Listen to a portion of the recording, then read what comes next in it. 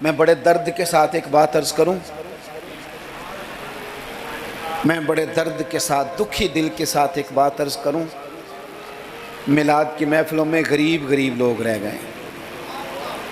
وہ امیرو، تم سیاسی جلسوں میں بڑے شوق سے جاتے ہو، تمہاری پجارو بھی جاتی ہے، اس پر کسی سیاستدان کا فوٹو بھی لگاتے ہو، جھنڈا بھی لگاتے ہو، بڑے خرچے کرتے ہو، جیبوں سے پیسے لگاتے ہو۔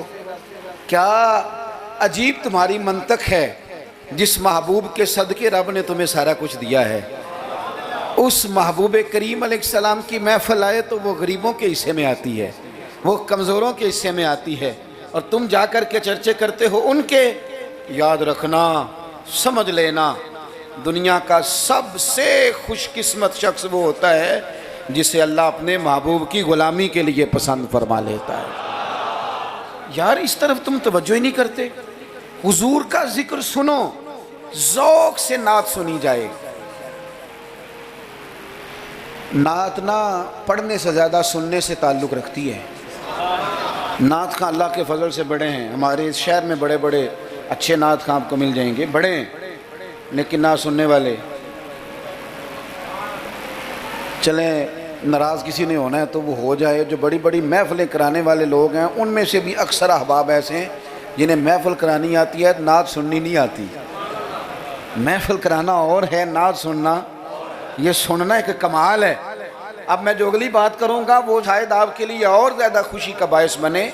نعت پڑھتے صحابہ تھے، سنتے مدینے والے محبوب۔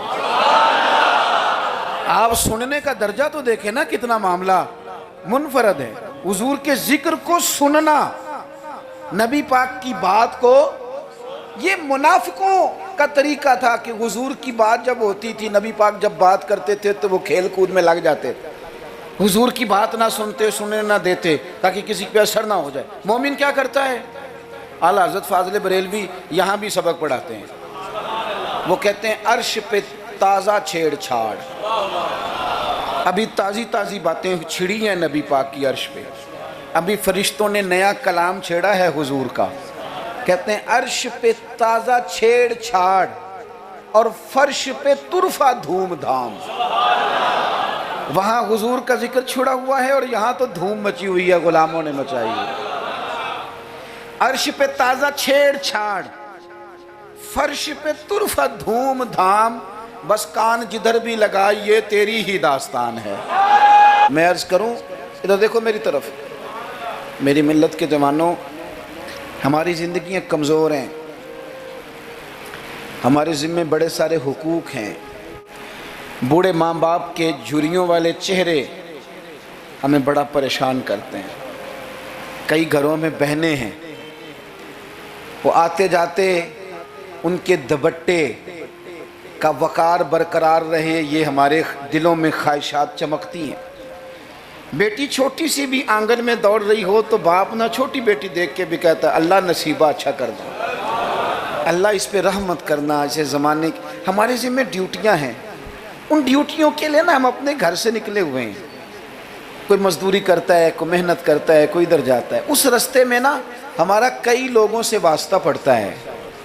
کچھ ہم سے اپنے قصیدے پڑھواتے ہیں، کچھ تعریفیں کرواتے ہیں، کئی جھوٹ بلواتے ہیں، کئی کہتے ہیں تو یہ والا کام کر پھر نوکری مل جائے گی، کئی کہتے ہیں تو میرے ساتھ لگ جا، تو کہہ کہ میں بڑا اچھا آدمی ہوں تو شاید میں تجھے کسی یورپ کے ملک کا ویزا دلا دوں۔ یہ جھوٹے ہیں سارے، یہ جھوٹی تعریف کرائیں گے، تیری زبان کو دھوکے کا عادی کر دیں گے، تیرے مزاج کے اندر ایسی چیزیں بھر دیں گے جو تیرے لیے نقصان کا باعث ہوں گے، یہ تجھے پتلی کا تماشا بنا دیں گے، ریموٹ کنٹرول بنا دیں گے۔ یہ دنیا تھکا مارتی ہے، یہ اتنا دیتے نہیں جتنا پریشان کرتے ہیں۔ یاد رکھو یہ ساری چیزیں دھوکہ ہیں۔ دنیا میں ایک دروازہ ایسا ہے جس کی تعریف کرو نا تو دنیا بھی آخری حد تک ملتی ہے، اور آخرت میں تو خدا پھر فضل ہی بڑا فرمائے گا، اور وہ دروازہ ہے مدینے والے محبوب کا، وہ نبی کریم کا دروازہ ہے۔ حضور کی جو تعریف ہے نا، جو نبی پاک کی چوکھٹ کی تعریف کرنے والے ہیں، حضور کے دروازے کی جو تعریف کرنے والے ہیں نبی پاک کی، ان میں سادے سادے لوگ بھی ہیں، مجھے نہیں پتا کہ زیادہ سریلا نعت خواں کون ہے، مجھے نہیں پتا آج کل زیادہ ریٹ کس کا ہے، میں نہیں جانتا، لیکن ایک بوڑھی سی اماں مدینہ شریف میں، سادی بالکل اور ان پڑھ بی جملے پنجابی کے بھی ٹھیک نہیں ادا کرنے آتے. میں حضور کی بارگاہ کی حاضری دے کے آ رہا تھا تو بالکل باہر نا مسجد نبوی شریف کے جنگلے سے باہر نکل کے وہ بوڑھی اماں، سادے سے کپڑے، پنجاب کی تھی، کسی گاؤں کی تھی، اور عمر بھی بہت زیادہ تھی. اس کے سادے سے جملے، وہ دور بیٹھ کے نا، چونکہ قریب تو خواتین کا آنا درست ہے بھی نہیں اور وہ آنے بھی نہیں دیتے، پیچھے باہر ہم نکلے بازار میں تو وہاں نہ شاید کسی کا انتظار کر رہی تھی، بچے نے وقت دیا ہوگا کہ اماں تو یہاں بیٹھ جانا تو میں آ جاؤں گا، تو وہاں بیٹھی تھی. چلیں، میں نے بھی بہت سارے نعتیں سنی ہیں الحمدللہ، سنتے رہیں گے جب تک زندہ ہیں، پر اس بوڑھی اماں کے نا 2 جملے 2 فقرے، پھٹ گیا میرا کلیجہ اور کئی دن میں روتا رہا. وہ اپنے لب و لہجے میں نا، اپنے انداز میں، سادے کپڑے اس کے اور سادہ اور پرانا دوپٹہ، اور زمین پہ اسی طرح بیٹھی تھی جس طرح غریب لوگ بیٹھ جاتے ہیں روٹی کھانے کے لیے، مزدور بیٹھ جاتے ہیں. پتہ کیا کہہ رہی تھی؟ نعت کیا پڑھ رہی تھی؟ کیا اس کا انداز تھا نعت پڑھنے کا؟ وہ کبھی دیہاتوں میں سادی عورتیں جس طرح بات کرتی تھی، ہماری بوڑھی مائیں اس طرح وہ بات کر رہی تھی، اور اشارے کر کے نا مدینے کے در و دیوار کی طرف اپنا مزہ پورا کر رہی تھی. کہہ رہی تھی، ویکھو نہیں ویکھو. اس کا لہجہ ہے، ادھار لے کے بات کر رہا ہوں، اس کا لہجہ ہے، اس کی بات ہے، اور شعر میں وزن کیسا ہے اور جملے کی ترتیب کیسی ہے یہ شاعر بتائیں گے. مجھے تو لطف آیا تھا تو میں بات آگے نقل کر رہا ہوں. وہ کہہ رہی ہے اور وہ مطلب عوام کو متوجہ نہیں کر رہی، وہاں تو ہے ہی کوئی نہیں، اکیلی بیٹھی ہے، اپنا ذوق پورا کر رہی ہے. اور لگتا ہے کہ وہ نا، مجھے یوں لگتا ہے کہ جیسے نا وہ حور و غلمان کو متوجہ کر کے کہہ رہی ہے، اور اس کی آنکھوں میں آنسو ہیں. تھوڑی دیر اتنا روتی ہے کہ آواز بھار آتی ہے اس کی، پھر دوبارہ بات شروع کرتی ہے، پھر اپنے پلو سے آنسو پہنچتی. کہتی کیا ہے؟ کہتی ہے، ویکھو نی ویکھو کڈے کرم کمائے سوں، میرے جے گندے مندے بھی در تے بلائے سوں. اب ویکھو نہیں ویکھو، ویکھو نہیں ویکھو کڈے کرم کمائے سوں، اب میرے جے گندے مندے بھی در تے بلائے سوں. تھوڑا چاچ جانا چاہیے حضور سے پیار کرنے کا، تھوڑا نہ چاچ جانا چاہیے، تھوڑا طریقہ ہونا چاہیے. اس کے لیے مہنگی محفل کی ضرورت نہیں، اس کے لیے ذرا ذوق کی ضرورت ہے. اس کے لیے میرے پاس نا، میں چھوٹا آدمی ہوں لیکن کم از کم 100 مجھے روز پیغام ملتے ہوں گے کہ پیر صاحب ٹائم چاہیے، پیر صاحب ٹائم. اب تو میں کئی دفعہ اتنا مجبور ہو جاتا ہوں کہ سوچتا ہوں یار میں چھوٹا آدمی ہوں، یہ مثلاً کیا کس حد تک انسان جو ہے وہ چلے گا. فجر کے بعد میں نے بیان کیا، زور سے پہلے میں نے بیان کیا، زور کے بعد میں نے بیان کیا، ابھی بھی میں بیان کر رہا ہوں. پر میں اپنی حیاتی تو قربان جاواں، میری تے محمد محمد پکیندے گزر گئی. ہے بڑا مزیدار کام. بڑے لوگ ٹائم لینے آتے ہیں، بڑی بڑی سفارشیں کہتے ہیں انٹرنیشنل ہماری محفل ہے، انٹرنیشنل محفل ہے، فلانا بھی آیا، فلانا بھی آیا، فلانا بھی آیا، اتنے عمرے کے ٹکٹ. اپنا اپنا ذوق ہے، یہ بھی اچھے لوگ ہیں، کمال بات ہے. ایک دور سے جنوبی پنجاب سے بوڑھے بابا جی آئے، ان کو نہیں زیادہ، یہ بڑے سلیقے سے لوگ آتے ہیں، سفارشی رکے بھی لے آتے ہیں اور بھی بڑی چیزوں کا پتہ ہوتا ہے، کس اینگل سے جائیں گے تو کام بنے گا، سارا سلیقہ آتا ہے. لیکن وہ کسی نے کہا تھا کہ لگا جدوں میدان ازل دا تے لوکی چوراں وانگ سدھائے، کسی نے لوٹ لی علم دی دولت کوئی میر فقیر بنائے، آزم ویخ مقدر ساڈا اسی عشق خرید لے آئے. تے کسے دے سر تے تاج امامت اس علم پڑھاون سکھیا ہے، تے کسے نے پہنے فقر دا چوغا انہیں زہد کماون سکھیا ہے، آزم ویخ مقدر ساڈا اساں یار مناون سکھیا ہے. اپنے اپنے نصیب کی بات ہے. وہ بڑے لوگ آتے ہیں. میں آپ کو جو بات جہاں آپ کو کھڑا کرنا چاہتا ہوں وہاں آئیے گا. ایک سادے سے بزرگ سے، سیدھے سادے تھے، کندھے پہ رومال رکھا. جمعے والے دن میں گزر رہا تھا تو میرے کان میں ہلکی ہلکی بات، پریشرائز کر کے نہیں، کہنے لگے پیر صاحب جدوں بھی ٹائم ہوئے نا مہینے نو چون نو چھیاں نو سال نو دو نو، یہ انداز ہے۔ جدوں بھی ٹائم ہوئے نا تو ایک چھوٹی جی محفل کرنی، میں ماڑا بندہ جے، تھوڑی جی میری تنخواہ ہے، میں کمیٹی پائی یار مہینے پیسے رکھنا، جدوں تھوڑے کٹھے ہو جان تے سونے دا میلاد کردہ۔ بڑی بڑی میں نے تقریریں سنی ہیں، بڑے بڑے باز سنے ہیں، حضور کی محبت پہ کلام سنے ہیں، مزہ آ جاتا ہے، لیکن یہ بھی کلام تھا حضور کی محبت کا۔ میں نے پلٹ کے نہ سر سے لے کر پیر تک وہ بابا دیکھا، اس کے نقش و نگار دیکھے، اس کے لبوں کی سادگی دیکھی، اس کا لہجہ دیکھ کے میں نے کہا چاچا جی تسی ٹائم چھڑو، دسو جلسہ کدن کرنا ہے؟ کیوں؟ اس لیے کہ یہاں محبت ضروری ہے، پیار ضروری ہے، یہاں وفا دیکھی جاتی ہے، یہاں دل کا جذبہ دیکھا جاتا ہے۔ بارگاہ رسالت مآب میں نہ لفظوں کے تراشے، نہ تیری آواز کا ترنم، نہ تیرا جھومنا، نہ تیرا تڑپ آنا، نہ تیرا محفل میں سچا جھوٹا وجد کرنا، ان میں سے کوئی چیز قابل قبول نہیں۔ وہاں تو دیکھا جاتا ہے تیرے سینے میں میرے محبوب کی محبت کتنی ہے، اور وہ محبت ہونا ضروری ہے، وہ محبت ہونا ضروری ہے، قریب ہونا بھی ضروری نہیں، وہ محبت ہونا ضروری ہے، سامنے ہونا بھی ضروری نہیں۔ محبت تگڑی ہو، خالص ہو، رسول اللہ صلی اللہ علیہ وسلم کو ٹوٹ کے چاہا جائے، اگر غلام حضور تک نہ بھی نہ پہنچ سکے تو نبی پاک مولا علی اور فاروق اعظم رضی اللہ تعالی عنہما کو جبہ دے کے کہتے ہیں جا کے میرے اویس کرنی کو پہنچا دینا۔ جو چیز ضروری ہے اس پر توجہ دیں، اپنے سارے وجود کو حضور کی محبت میں ڈھال لیں، نبی کریم سے پیار کریں، اور اپنی روزمرہ کے معاملات میں ہر جگہ آپ صرف طلاق کا مسئلہ ہی جا کے مولوی صاحب سے پوچھتے ہیں، آپ صرف یہی پوچھتے ہیں کہ جناب وہ فلانی چیز جو ہے وہ ہم نے ناراض نہیں ہونا، یعنی ہر مرد نے یاد کر لیا ہے کہ 4 شادیاں جائز ہیں، تو میں کہتا ہوں اس کے علاوہ بھی بڑا کچھ جائز ہے، کہ صرف یہی آپ کو ایک مسئلہ آتا ہے کہ شریعت میں 4 شادیاں جائز ہیں، اور بھی بڑا کچھ جائز ہے وہ آپ نہیں کرتے۔ یہی اپنی مرضی کی چیز یاد رکھنی ہے۔ کبھی جا کے مولانا سے ہر بات پوچھو، ان سے پوچھو مولانا دکان ڈالنے لگا میرے مدینے والے کا طریقہ کیا ہے، یہ بھی ذکر رسول ہے۔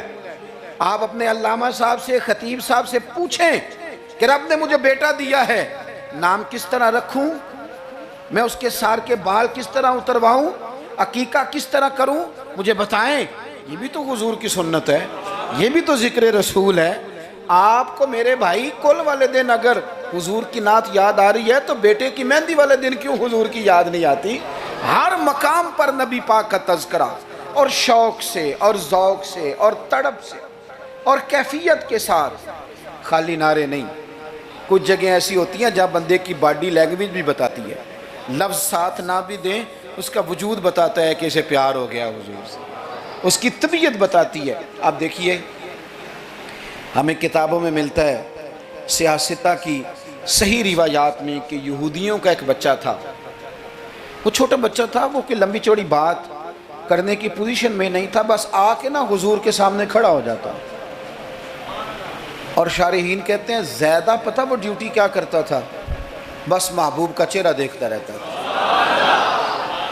بس دیر تک نا حضور کو دیکھتا رہتا۔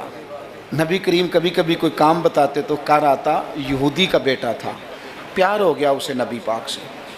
آپ کے بیٹے کو بھی ہو سکتا ہے، میرے بیٹے کو بھی ہو سکتا ہے، شرط یہ ہے کہ وہ اپنے ابا سے حضور کی نعت سنے۔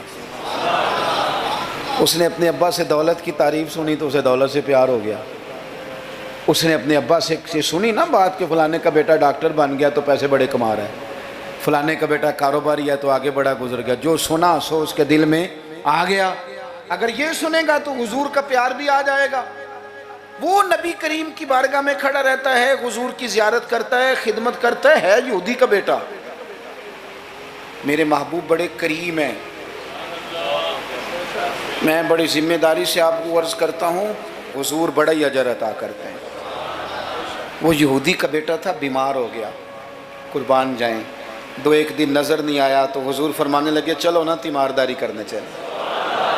حضور تیمارداری کرنے کیسے نصیب ہیں، کیسی خوش بختیاں ہیں، سرکار سرانے بیٹھے ہیں، نبی کریم علیہ السلام کرم فرما رہے ہیں، حضور کی وہ محبت دیکھی نا تو وہ غریب یہودی، اسے پتہ تھا سرداروں کے طریقے کیا ہیں، اسے پتہ تھا چودھریوں کے سلیقے کیا ہیں، اسے خبر تھی کہ خان ہوں تو ان کے مہمان بھی کوئی خان ہی ہوتے ہیں، انہیں خبر تھی کہ عام لوگوں کا طرز حیات کیا ہے، لیکن وہ سمجھ گیا کہ میرے جیسے غریب کے بچے کی تیمارداری کرنے جو آئیں وہ دنیا دار نہیں، وہ اللہ کے سچے رسول ہیں۔ حضور صلی اللہ علیہ وسلم نا اس چھوٹے بچے سے بات کر رہے ہیں، ادھر دیکھنا میری طرف، چھوٹے بچے سے۔ اب میں نے جو بات کہنی ہے اگر آپ کی سمجھ میں آگے تو ٹھیک ہے، نہ بھی آئی تو بات ٹھیک ہے۔ پیار نبی پاک سے خالص کرنا، انشاءاللہ رسول پاک تیمارداریاں فرمائیں گے، کرم نوازیاں فرمائیں گے۔ پیار خالص کرنا، نیرا نعرہ نہ لگانا، صرف تقریر میں بات نہ رہے، نقابت خطابت اور یہ مائک کی حد تک چیزیں نہ رہ جائیں، کوئی اس کا عملی ثبوت بھی ہمارے سامنے آئے۔ حضور اس بچے سے بات کر رہے ہیں، فرماتے ہیں کلمہ نہیں پڑھ لیتا؟ قربان جائیں، کسی کو ابا نے کلمہ پڑھایا، کسی کو اماں نے پڑھایا، کسی کو مفتی صاحب، پیر صاحب، علامہ صاحب، صوفی صاحب، درویش نے پڑھایا، اس کے بھی تو ذرا نصیب دیکھو نا، کلمہ نہیں پڑھ لیتا۔ تو اس بچے نے نا نظروں ہی نظروں میں اپنے باپ کی طرف دیکھا، پڑھ لوں کلمہ، نظروں ہی نظروں میں پوچھ رہا ہے۔ تو والد کو بھی پتا تھا نا کہ یہ کون ہے، ایسے تھوڑی کوئی آ جاتا ہے تیمارداری کرنے، بڑے پیارے ہوتے ہیں بچے ماں باپ کو۔ تو باپ نے آگے بڑھ کے اس بچے کی پیشانی پہ ہاتھ رکھا، کہنے لگے پتر جس طرح یہ کہتے ہیں نا ویسے ہی کر لے، آپ پیار تو خالص کریں نبی پاک سے۔ حضور نے کلمہ پڑھایا، وہ شخص کلمہ پڑھ کے مسلمان ہو گیا، اس کی روح پرواز کر گئی۔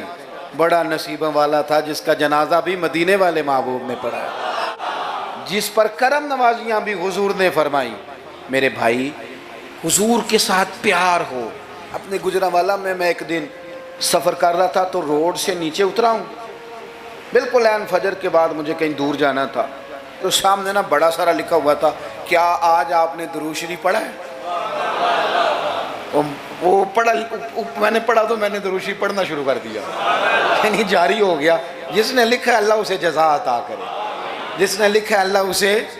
یہ مسجد میں کسی جگہ نکلتے وقت، آتے وقت، جاتے وقت، دکان پہ آپ درود شریف لکھ دیتے ہیں نا، ایک دفعہ تو بندہ نظر اٹھاتا ہی ہے نا پڑھنے کے لیے، تو آپ بتائیں اگر کسی نے دیکھ کے ایک دفعہ بھی پڑھ لیا تو لکھنے والے پر اللہ کتنا فضل فرمائے گا۔ درود و سلام نہ طبیعت کو میٹھا کر دیتا ہے، طبیعت کو ٹھنڈا کر دیتا ہے۔ مولانا ابو نصر رحمت اللہ علیہ وہ فرمایا کرتے تھے، کہتے تھے میں رات کو نا کبھی کبھی مدینہ شریف نکلتا تھا تو ایک درویش دودھ لے کے باہر آیا کرتا تھا، دودھ لے کے وہ باہر نکلتا تھا تو پتہ کہتا کیا تھا؟ کہتا تھا دودھ پی لو۔ تو لوگ پوچھتے تھے کتنے کا ہے؟ کہتے کوئی نہیں، بس تم دودھ پی لو اور مدینے والے پہ درود پڑھ دو، بھائی اتنا ہی، اتنی بات ہے، پیتے جاؤ اور درود شریف پڑھتے جاؤ۔ ایک تو درود و سلام پڑھنا ہے پورا ربیع الاول شریف۔ دوسری گزارش اس ماہ مبارک میں میری آپ کی خدمت میں یہ ہے کہ سیرت کا کوئی ایک سبق ہر روز، میلاد شریف کے 30 دنوں میں سیرت کا ایک پورا باب، اس کو 10 منٹ میں، 15 منٹ میں، 7 منٹ میں اگر بیان کیا جا سکے، ایک باب لوگوں کو بتاؤ نا کہ میرے نبی پاک کا حلم کس طرح کا تھا، لوگوں کو بتاؤ حضور کی حکمت کس طرح کی تھی، لوگوں کو بتاؤ رسول پاک کی سچائی، دیانت، امانت کے معاملے میں سیرت کا منہج اور معیار کیا تھا، لوگوں کو بتاؤ تو صحیح کہ مدینے والے پہنتے کس طرح کا تھا، کھانے میں طرز محبت کیا تھا۔ حضور کی سیرت کا ایک پہلو روز میں اکثر اپنے آپ سے کہتا ہوں ہم نے حضور کی سیرت کھول کے بیان نہیں کی، کاش ہم حضور کی سیرت کھول کے لوگوں کو سناتے، کھول کے مطالعہ کرتے، ریسرچ کرتے، بیان کرتے، تدریس کرتے، بتاتے، پڑھاتے، سناتے۔ میری ملت کا کوئی جوان کسی ایکٹر اور کرکٹر کو آئیڈیل نہ بناتا، کسی موٹیویشنل سپیکر کے پاس جا کے نہ بیٹھتا، کہیں سے وہ اپنی ذہن سازی نہ کراتا، کہتا چپ کر، مجھے پتہ ہے میرے نبی پاک کا مصیبتوں میں طریقہ کیا رہا، مجھے پتہ ہے حضور کا نعمتوں میں طریقہ کیا رہا، مجھے پتہ ہے رسول پاک علیہ السلام کا گھر والوں کے ساتھ رویہ کیا رہا. سیرت کے باب پورا ربیع الاول آپ سنیں بھی اور کوشش کریں. ایک کتاب ہے سیرت کی، بڑی سادی سی کتاب ہے، سیرت مصطفیٰ. علامہ عبد المصطفیٰ اعظمی رحمۃ اللہ علیہ بزرگ گزرے ہیں، انہوں نے لکھی ہے، سادی سی ایک ہی جلد میں، ذرا زیادہ آسان ہے. وہ کتاب لے لیں آپ، اور اس کتاب کو نا آپ حضور کے جو اخلاق کے باب ہیں، جو شمائل ہیں، خصائل ہیں، فضائل ہیں، ان کو پہلے پڑھیں. اور آپ ذرا تھوڑا سا نا غور کے رک کے حضور کی سیرت مبارکہ کے جملے، یہ ربیع الاول شریف نہ سارا حضور کی یادوں کے نام کر دیں. آپ یقین کریں گے سیرت تعمیر کر دے گی آپ کو. آپ کی شخصیت کے اندر جتنی کمزوریاں ہوں گی، حضور کی سیرت مبارکہ پڑھنے کی برکت سے اللہ وہ ساری کمزوریاں اپنے فضل سے دور فرمائے گا. آخری بات آپ کی خدمت میں یہ عرض کرنی ہے، خدا را محافل کا ماحول بہت سنجیدہ کر لیں، بہت سنجیدہ، محفل روحانیت والی بنائیں. میں تمام محافل کرانے والوں سے، پورا ربیع الاول شریف محفلیں کرانے والوں سے اپیل کروں گا کہ محفلوں میں کیمروں کا استعمال ذرا کم کریں، تھوڑی مہربانی کریں. چلیں ریکارڈنگ کے لیے کہیں ایک آدھ کیمرہ آپ ضروری سمجھتے ہیں تو ہر بندہ فوٹو سیشن کر رہا ہے، ہر شخص کمنٹس دے رہا ہے، کم سے کم اس کا آپ استعمال کریں. کوشش کریں محفل میں وضو کر کے آئیں، سر ڈھانپ کے آئیں. حضور علیہ السلام کی نعت سننی ہے، خوشبو لگا کے آئیں. نبی کریم کی محفل نور میں بیٹھنا ہے، وہاں ادب کے ساتھ آئیں، خشوع کے ساتھ آئیں. توجہ آپ کی نعت خواں کے شعر پہ ہو. آپ محفل پہ کوئی تبصرہ نہ کریں. نعت خواں جو مال اکٹھا کر کے طے کر کے اپنی جان پہ ظلم کرتے ہیں وہ سب کو پتہ ہے، لیکن وہ تو کر ہی رہا ہے نا جو کر رہا ہے. ہمیں غیبت کر کے کیا ملے گا؟ آپ نصیحت کے انداز میں کو بات کریں تو کریں. محفل کے اندر بیٹھ کے اس کی نعت بھی سن رہے ہیں اور ساتھ ساتھ جناب آپ تبصرہ بھی کر رہے ہیں کہ 40,000 لیتا ہے، تو آپ کو تو کوئی نعت کا مزہ نہ آیا. آپ تو اسی چکر میں رہے کہ اس نے لیا کیا ہے. آپ چھوڑیں اس بات کو، آپ اپنا سرور اور ذائقہ پورا کریں، خوبصورت محفل کریں. کوشش کریں اتنا رش نہ ڈالیں کہ وہ مجلس اتنی لمبی ہو جائے کہ پھر صبح فجر کی نماز کے لیے لوگوں کے لیے مشقت بنے. آپ 1-1.5 گھنٹے میں بڑا معقول پیغام، سونی نعت. ویسے بھی اگر آپ ایک آدھ نعت خواں کو دعوت دیں گے تو اس کا فائدہ آپ کو یہ ہوگا، میرے بھائی کے سٹیج پہ لڑائی نہیں ہوگی کہ پہلے میں نے جانا ہے اور میں نے 6 جگہ پہ جانا ہے اور میں تو آ گیا ہوں تو میرا شکر ادا کرو. یہ جان چھوٹی رہے گی آپ کی. آپ اچھے طریقے سے ایک شخص کو موقع دیں، وہ 2 نعتیں پڑھے، 3 پڑھے، ایک سونی تلاوت کریں. ایک بات جو ہر سال کہتا ہوں پھر کہہ لوں، محفل میلاد میں وہ والا کام نہ کریں جو ہم سیاستدانوں کے مسئلے میں کرتے ہیں. یہ نہ ہو کہ میلاد کی سٹیجوں پہ بھی پھر تگڑے لوگ جمع ہو جائیں، غریب بیچارے میلاد میں بھی پیچھے ہی رہ جائیں. وہ ڈھونڈتے ہی رہیں کہ ہمیں عزت کس دن ملنی ہے. بس جس کے ہاتھ میں نوٹوں کی دتھی ہو، اس کی سیٹ بھی اگلی ہو، سارا سال بے شک مسجد نہ آئے. یہ رویہ ٹھیک نہیں، یہ انداز تکلیف دہ ہے غریبوں کے لیے. آپ یہ رنگ اختیار ہی نہ کریں اور مہربانی کریں. آپ تو کہتے ہیں کہ میلاد شریف کا لنگر برکت والا ہے اور آپ تو کہتے ہیں کہ یہ محفل سارا سال برکت والی ہوگی.